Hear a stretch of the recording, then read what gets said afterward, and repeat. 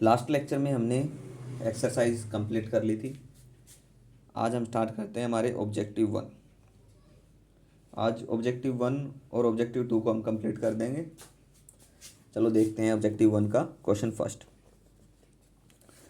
आपको बुक से ही देखना होगा क्योंकि इसके आंसर डायरेक्ट बताए जाएंगे क्वेश्चन को। When Bohr shook hand with Heisenberg what kind of force they exert. देखो, न्यूक्लियर फोर्स न्यूक्लियस में लगता है। वीक फोर्स जो है जहाँ रिएक्शन होगी तो वो लगेगा। ग्रेविटेशन ड्यू टू ग्रेविटी के कारण लगता है मासेस के बीच में। और जो इलेक्ट्रिक मैग्नेटिक फोर्स जो है चार्जेस के बीच में लगता है। यानी कि व्हाट काइंड ऑफ फोर्स, जब वे दोनों हाथ मिलाएंगे तो एटम क्लोज हो जाएंगे, उनकी वजह से उन चार्जेस के कारण एक दूसरे में फोर्स एक्सर्ट होगा। ठीक है, तो इसका आंसर होगा क्वेश्चन फर्स्ट का आंसर बी। ऑप्शन बी इसका आंसर होगा। नेक्स्ट क्वेश्चन है क्वेश्चन नंबर 2। क्वेश्चन नंबर 2 हमारा देखो क्या कहता है। क्वेश्चन 2 कहता है हमारे पास E G and N represent the magnitude of electromagnetic gravitation nuclear force between two electrons.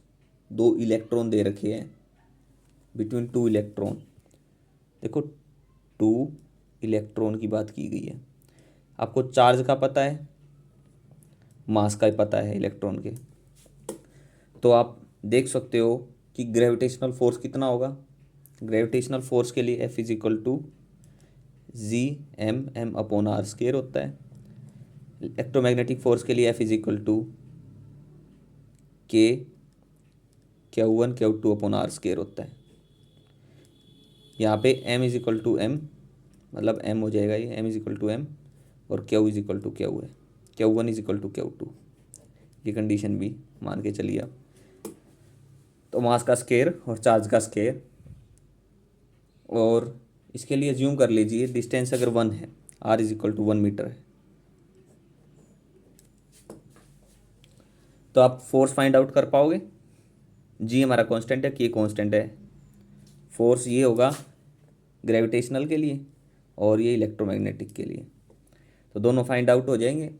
और एक एन और पूछा है, यानी कि न्यूक्लियर फोर्स न्यूक्लियस में लगता है जहाँ प्रोटॉन और न्यूट्रॉन होते हैं, जिसकी यहाँ बात नहीं है, टू इलेक्ट्रॉन की है। तो न्यूक्लियस पे फोर्स बहुत कम होगा। ठीक है, सबसे ज़्यादा किस पे होगा अब आप देखिए। के हो जाता है, मास होता है, mass of electron 9.1 into 10⁻31 kg। तो देखो, के में आता है 9 इंटू 10⁻9 और इसमें आता है 10⁻11 जो कम होता है। ठीक है, मास में भी देखे तो यहाँ आएगा 10⁻−31, यहाँ 10⁻−19 कोलाम। तो ये हमारा ज़्यादा होगा, ये कम होगा। तो सबसे कम होगा न्यूक्लियर फोर्स, उसके बाद ग्रेविटेशनल और फिर इलेक्ट्रोमैग्नेटिक। तो आंसर हो जाएगा डी आंसर हो जाएगा। ठीक है, ई ग्रेटर होगा, फिर जी ग्रेटर होगा, फिर न्यूक्लियर फोर्स सबसे कम होगा। तो ये था हमारा क्वेश्चन नंबर 2। अब क्वेश्चन नंबर 3 देखो। क्वेश्चन नंबर 3 क्या कहता है। क्वेश्चन नंबर 3 है the sum of all electromagnetic force between different particle of a system of charge particle is 0। देखो, if all the particles are positively charged, sum बताना है electromagnetic force है system में, वो 0 होगा जब सभी चार्ज पॉजिटिव होंगे। 0 होगा नहीं, वो अपोजिट हो, मतलब का मतलब only if all the particles are negatively charge तो भी नहीं होगा। Only if all the particles are positively charge and half are negatively charge नहीं होगा। इरिस्पेक्ट होगा, irrespect of the sign of the charges, क्योंकि इलेक्ट्रोमैग्नेटिक फोर्स जो है ना बिटवीन डिफरेंट पार्टिकल, वो किस पे डिपेंड नहीं करता वो साइन पे डिपेंड नहीं करता। ठीक है, तो it does not depend on sign. Of charge, तो इसलिए आंसर होगा इसका D, irrespective of the sign of the charge. ध्यान रखिए क्वेश्चन नंबर 3 है sum of the electromagnetic force between different particle of a system of charge particle is zero, कब होगा? जब irrespective of the sign of the charge होगा, answer D, क्योंकि depend नहीं करता साइन पे। क्वेश्चन नंबर 4 है, बड़ा सिंपल सा क्वेश्चन है। देखो क्या है, वेट दे रखा है एक, कितना है 60 kg, और फिर एक और वेट दे रखा है 40 kg। ये फोर्स लगा रहा है 60 kg, किस पर? इस पे ऊपर लगा रहा है। तो जो 40 kg man has push the other man with force, किस फोर्स से इसको पुश करेगा? तो F इज इक्वल टू किसके इक्वल होगा? mg होता है, ठीक है। तो फोर्स कितना हो जाएगा? m इंटू जी, जी कितना है 10, तो 60 इंटू 10, फर्स्ट के लिए बात करें 60 इंटू 10 600। और यहाँ पे बात करें हम,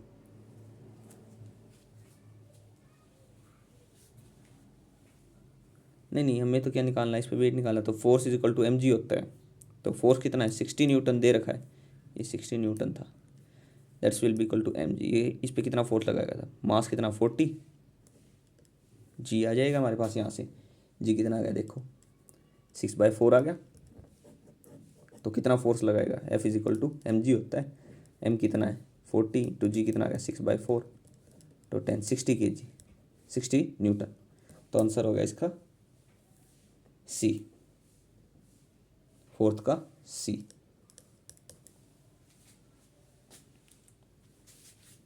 ठीक है, तो हमारे जो ऑब्जेक्टिव 1 थे उसमें हमारे क्वेश्चन थे 4, तो इसी के साथ हमारा ऑब्जेक्टिव 1 कंप्लीट हो गया है। अब हम बात करते हैं हमारा ऑब्जेक्टिव 2 की। ऑब्जेक्टिव 2 है, उसका क्वेश्चन नंबर फर्स्ट है, अ न्यूट्रॉन, एक न्यूट्रॉन है, न्यूट्रॉन एक्सर्ट अ फोर्स, किस पे लगा रहा है? On a proton, which is, कौन सा होगा, कौन सा फोर्स होगा? देखो सबसे पहले न्यूट्रॉन प्रोटॉन है, न्यूट्रॉन और प्रोटॉन में फोर्स लग रहा है, तो न्यूक्लियर मतलब न्यूक्लियस, न्यूक्लियस में प्रोटॉन मतलब फोर्स है, तो न्यूक्लियर फोर्स तो होगा। वीक हमारा रिएक्शन पे, इलेक्ट्रोमैग्नेटिक हमारा डिपेंड किस पे करता है? इलेक्ट्रोमैग्नेटिक फोर्स हमारे एटम्स के बीच में होगा, ठीक है। तो हमारा ग्रेविटेशनल फोर्स होगा, तो ए और सी इसका आंसर हो जाएगा, ग्रेविटेशनल फोर्स, क्योंकि प्रोटॉन और न्यूट्रॉन पे मास होता है, चार्ज इलेक्ट्रोमैग्नेटिक चार्जेस पे होता है, तो क्या न्यूट्रॉन पे कोई चार्ज नहीं होता, इसलिए बी नहीं होगा। तो ए और सी हमारा आंसर हो जाएगा क्वेश्चन 1 का। क्वेश्चन 2, इसमें देखिए आपको डायरेक्ट आंसर इनके बताए जाते हैं क्या क्या होंगे। क्वेश्चन आप बुक से देखिए, समझ ना आए तो आप पूछिए। Question 2, a proton exerts a force, a proton exert a force on a proton, proton proton charge particle, तो इलेक्ट्रोमैग्नेटिक भी होगा। प्रोटॉन प्रोटॉन हमारे न्यूक्लियर में प्रोटॉन और न्यूट्रॉन होते हैं, तो न्यूक्लियर फोर्स भी होगा, और इन पे मास होता है, ग्रेविटेशनल भी होगा। वीक हमारा रिएक्शन के लिए होता है, तो ए बी और सी, इसका आंसर हो जाएगा A B C. C question number second हो गया। क्वेश्चन नंबर थर्ड देखिए, क्वेश्चन आप बुक से देखिए, मैंने पहले ही बोला है, क्योंकि कई इतने लेंथी क्वेश्चन लिखूंगा तो फिर टाइम उसी में निकल जाएगा। क्वेश्चन नंबर थर्ड देखिए, मार्क द करेक्ट स्टेटमेंट को मार्क कीजिए। द न्यूक्लियर फोर्स जो लगता है between two proton is always greater than the electromagnetic force between them.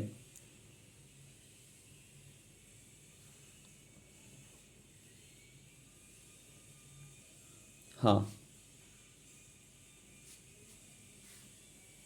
Always greater than electromagnetic force, नहीं ये तो नहीं होगा। मान लीजिए न्यूक्लियर फोर्स लग रहा है, force between two proton, always greater then, नहीं भाई, वो डिस्टेंस पे भी रहे भी मैटर करता है, कितनी उनके बीच की डिस्टेंस है, सारी चीज़ों पे मैटर करता है, तो ये हमारा नहीं होगा। बी, इसका बी ऑप्शन देखो, the electromagnetic force between two proton, always greater than the gravitational force.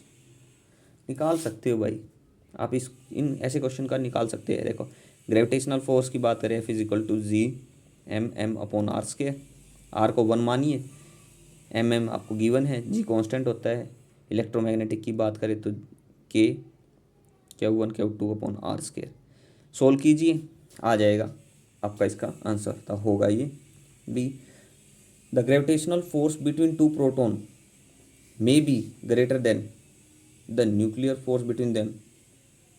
हाँ ये भी होगा, जो हमारे MC ऑब्जेक्टिव था ना, जो उसमें बताया था एन इलेक्ट EGN, ये देखो ये रहा, सबसे कम होता है न्यूक्लियर फोर्स, फिर ग्रेविटेशनल, फिर इलेक्ट्रोमैग्नेटिक। तो ये ग्रेविटेशनल फोर्स ग्रेटर होगा इससे, ठीक है, ये चीज़ ग्रेटर होगी, इससे नहीं होगा, तो इसलिए ऑप्शन 1 इनकोरेक्ट था। तो इस क्वेश्चन से आप समझ सकते हो, तो ऑप्शन 1 इनकोरेक्ट था, बी है, सी है और डी भी ऐसे ही है। Electromagnetic force between two proton is greater than nuclear force. तो आपका आंसर आ जाएगा B C और डी। मतलब रिलेटेबल है सारा, इससे रिलेट कर रहा था इस क्वेश्चन से। तो इस क्वेश्चन को उठाइए, देखिए इस क्वेश्चन में आपने क्या किया था, और फिर इसके ऑप्शन को मैच कर लीजिए। ऐसे ही है, इसमें मल्टीपल सेलेक्ट करने ऑप्शन कि आपके क्या क्या आंसर हो सकते हैं। एक भी ऑप्शन हो सकता, ज़्यादा भी हो सकते हैं। आपको चेक करना है वो क्वेश्चन की स्टेटमेंट को देख के कि ये हमारा ऑप्शन क्या कह रहा है और ऐसा होता है या नहीं होता, बस इतना ही चेक करना है इस क्वेश्चन में। क्वेश्चन 3 हो गया। Question 4, if all matter were made of electrically neutral particles such as neutron, if all matter, जितना matter made of electrically neutral particle such as neutron, there would be no force of friction. Neutral particle से बना हुआ है तो वहाँ पे force of friction, there would be no force of friction, ठीक है।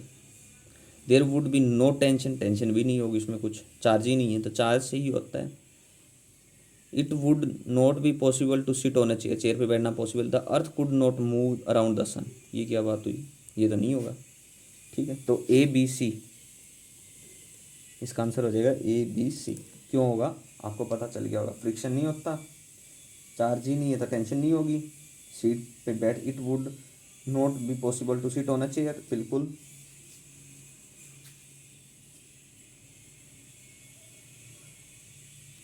The earth could not move around the sun, earth का उसका वो तो ग्रेविटेशनल फोर्स लग रहा है नहीं उनके बीच, तो उस पर डिपेंड करता है।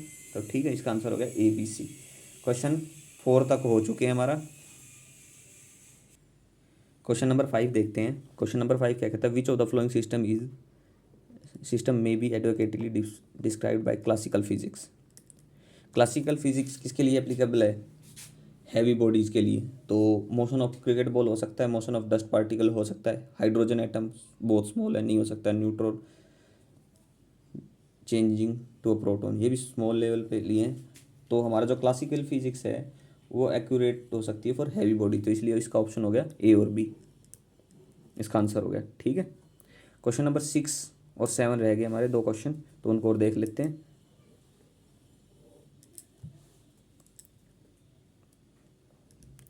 क्वेश्चन नंबर 6 देखिए क्या कहते हैं। The two end of a spring are displaced along the length of the spring, all displacement have equal magnitude, ठीक है। in which case or case the tension और compression in the spring will have a maximum magnitude, किसमें maximum magnitude होगा, अगर right end is displaced towards right, एक spring लगा लीजिए, ऐसा कुछ है, ये हमारा राइट एंड है, ये लेफ्ट हैंड है।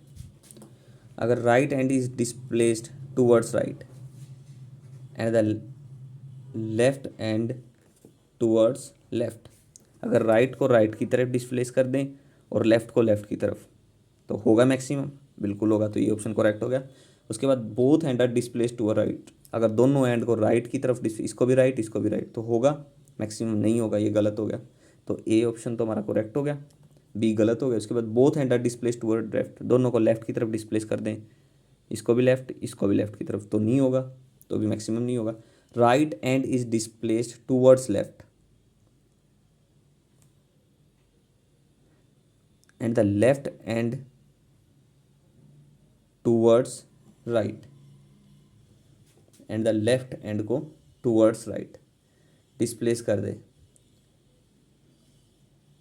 तो होगा